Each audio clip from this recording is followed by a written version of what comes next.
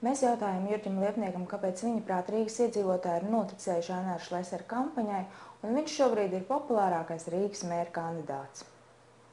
Es uzskatu, ka viņa tā reklāmas kampaņa un priekšvēlēšanu kampaņa ir ļoti laba, ļoti kvalitatīva. Vienkārši kā no grāmatas tur viss ir. Tur tādā ziņā ir milzīgs prieks uz to skatīties, cik tiešām profesionāli un labi tur viss ir iztaisīts. Tā mūsu politiskā vide ir tāda sagurusi un tāda rūgtuma un kaut kāda aizvainojuma pilna, un viņā nav tādas enerģētikas. Ja? Un tad mums parādās uz šī visai tāda skumjā un tāda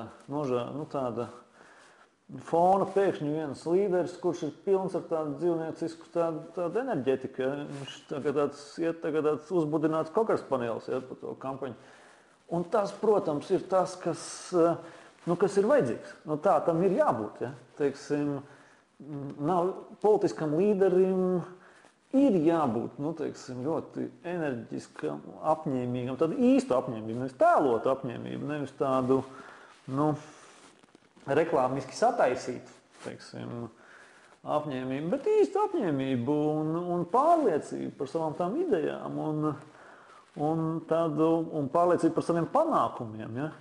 Un tas aizrauja cilvēkus. Tas vienmēr aizrauja cilvēkus. Ja? Protams, vēl viens pluss Šleseram ir tas, ka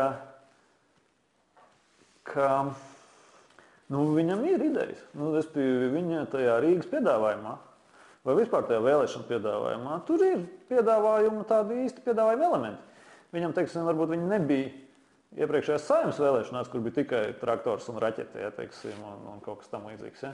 Tad šī kampaņā tur ir piedāvājumi, elementi, tur ir kaut kas par autoostu, kaut kas par staciju, kaut kas tur var saklausīt, ja, kaut kādas reāli piedāvājuma pazīmes, ja,